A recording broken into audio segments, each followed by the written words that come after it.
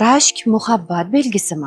Salom, Soft Product kanalida ochiqchasiga gaplashamiz.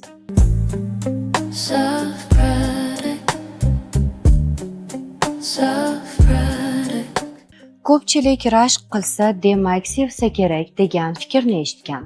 Ammo psixologlar bu masalaga boshqacharoq qaraydi. Qiziq fakt.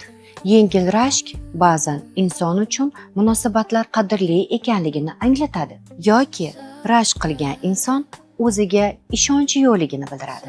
Munosabatlarda ishonch yuqori darajada bo'lgan sari rashk darajasi pasayib borar ekan. Munosabatlarda ishonch yuqori, ammo rashk pasayishi bilan inson o'zini keraksizdek his qiladi.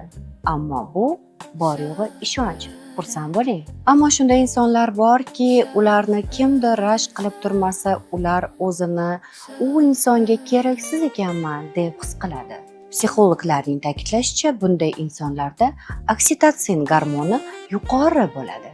Hammamiz bilamizki, oksitotsin gormoni bu baxt gormoni demakdir. Demak, rashk sezgan inson o'zini baxtiyor his qilar ekan.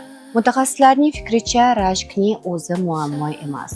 Muammo uni qanday boshqarishdadir. Xulosa qilib aytadigan bo'lsak, muhabbat bu nazorat qilish emas, bu ishonish san'atidir.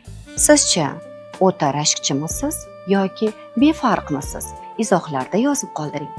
Soft bilan salomat bo'ling. Soft product.